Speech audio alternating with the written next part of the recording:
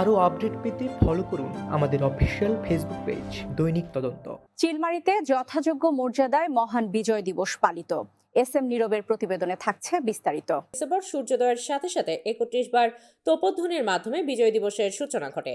এই সময় চিলমারী উপজেলা চত্বরে অবস্থিত কেন্দ্রীয় শহীদ মিনারে উপজেলা প্রশাসনের পক্ষ থেকে শ্রদ্ধাঞ্জলি অর্পণ করেন উপজেলা নির্বাহী অফিসার সবুজ কুমার বসাক, উপজেলা প্রকৌশলী জুফিকার আলী জুয়েল, চিলমারী মডেল থানার অফিসার ইনচার্জ আলমগীর হোসেন, চিলমারী নৌবন্দর পুলিশ ফাঁড়ির ইনচার্জ আনসার ভিডিপি অফিসার, মহিলা বিষয়ক দপ্তর, বাংলাদেশ জাতীয়তাবাদী দল চিলমারী শাখার পক্ষে শ্রদ্ধাঞ্জলি অর্পণ করেন। উপজেলা বিএনপির আহ্বায়ক বীর মুক্তিযোদ্ধা আব্দুল বারী সরকার, সাবেক সাধারণ সম্পাদক সাহেব আলী, সহ অধ্যাপক ফজলুল হক, যুগ্ম আহ্বায়ক সাদাকাত হোসেন সাজু, সদস্য সচিব আবু হানিফা, যুবদলের সদস্য সচিব রুহুল আমিন জিয়া, মহিলা দলনেত্রী জান্নাতি ফেরদৌস চায়না, রোজি, মৎস্যজীবী দলের সভাপতি আমজাদ হোসেন প্রমুখ। এছাড়াও শ্রদ্ধাঞ্জলি প্রদান করেন চিলমারী প্রেস ক্লাব সভাপতি নজরুল ইসলাম সাবু, সাধারণ সম্পাদক জিয়াউর রহমান জিয়া, চ্যানেল ৬৯ টিভির chairman Alamgir Hossain, press club চিলমারীর সভাপতি হুমায়ুন কবির, জাতীয়তাবাদী সাংবাদিক ফোরামের সভাপতি আনোয়ারুল ইসলাম জুয়েল, চিলমারী সাংবাদিক ফোরাম সভাপতি সাওরাত হোসেন সোহেল, দৈনিক তদন্ত পত্রিকার বার্তা সম্পাদক এস এম হামিম সরকার নীরব, পল্লী বিদ্যুৎ অফিস, চিলমারী সরকারি ডিগ্রি কলেজ, গোলাম হাবিব মহিলা কলেজ, চিলমারী মহিলা কলেজ, থানাহাট ইউ পাইলট সরকারি উচ্চ বিদ্যালয়, থানাহাট পাইলট বালিকা বিদ্যালয়, বিএম কলেজ ও অন্যান্য সংগঠনসমূহ। পরে শহীদদের প্রতি শ্রদ্ধা জানাতে ১ মিনিট নীরবতা পালন শেষে শহীদদের রুহের মাগফিরাত কামনায় দোয়া অনুষ্ঠিত হয় এবং চিলমারী মুক্তিযোদ্ধা সংসদ ভবনে পতাকা উত্তোলন করেন উপজেলা নির্বাহী অফিসার সবুজ কুমার বসাক, বীর মুক্তিযোদ্ধা আব্দুল বারী সরকার, চিলমারী মুক্তিযোদ্ধা সংসদের আহ্বায়ক বীর মুক্তিযোদ্ধা আব্দুর রহিম প্রমুখ। এই সময় অনেক মুক্তিযোদ্ধা ও মুক্তিযোদ্ধা পরিবারের সদস্যগণ উপস্থিত ছিলেন। সকাল ৮টায় থানাহাট ইউ সরকারি উচ্চ বিদ্যালয় মাঠে আয়োজিত বিজয় দিবসের মাঠে পতাকা উত্তোলন করেন উপজেলা নির্বাহী অফিসার ও চিলমারী মডেল থানার ইনচার্জ। বিজয়ের উচ্ছ্বাস প্রকাশে রঙিন বেলুন ও দেশের শান্তি বজায় রাখতে একজোড়া সাদা কবুতর আকাশে উড়িয়ে দেওয়া হয়েছে। বিজয় দিবসের তাৎপর্য তুলে ধরে শুভেচ্ছা বক্তব্য রাখেন উপজেলা নির্বাহী অফিসার সবুজ কুমার বসাক। মহান বিজয় দিবস বাঙালি জাতির ইতিহাসে এক গৌরবোজ্জ্বলতম স্মরণীয় দিন। আজকের এই দিনে লাল সবুজের বিজয় পতাকা জায়গা করে নেন বিশ্ব মানচিত্রে। দীর্ঘ ৯ মাসের রক্তক্ষয়ী মুক্তি সংগ্রামের মধ্য দিয়ে এক সাগর রক্তের বিনিময়ে অর্জিত এই স্বাধীনতা চূড়ান্ত পরিণতি লাভ করে আজকের এই দিনে সশ্রদ্ধ চিত্তে স্মরণ করছি মৃত্যু ভয়কে উপেক্ষা করে আমাদের জন্য বিজয় দেওয়া ছিনিয়ে আত্মোৎসর্গকারী সকল শহীদ বীর মুক্তিযোদ্ধা, যুদ্ধাহত বীর মুক্তিযোদ্ধা বৃন্দ ও সকল আত্মত্যাগী মা বোনদের, যাদের ত্যাগের বিনিময়ে পেয়েছে আমাদের স্বাধীনতা, আমাদের মানচিত্র, আমাদের লাল সবুজ পতাকা।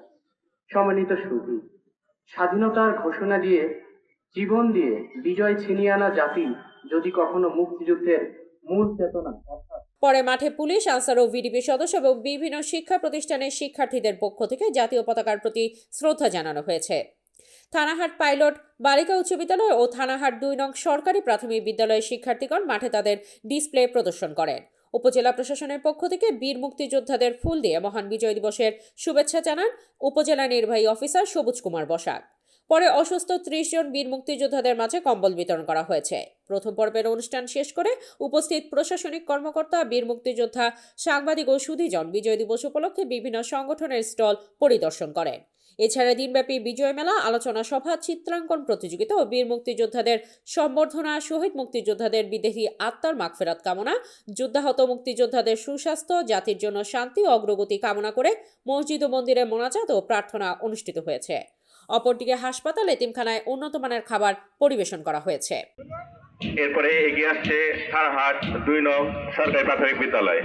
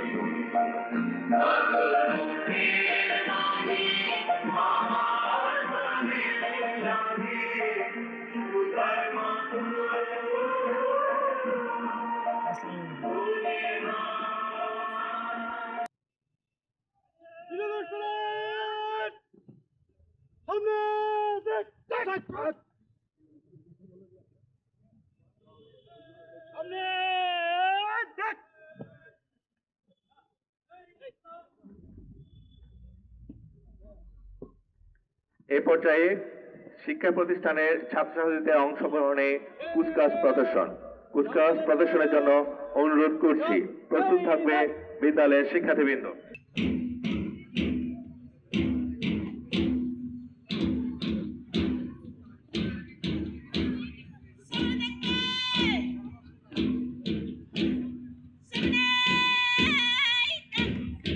কুচকাওয়াজ প্রদর্শনের জন্য সামনের দিকে অগ্রসর হচ্ছে থানহাট AU। আরও আপডেট পেতে ফলো করুন আমাদের অফিসিয়াল ফেসবুক পেজ দৈনিক তদন্ত।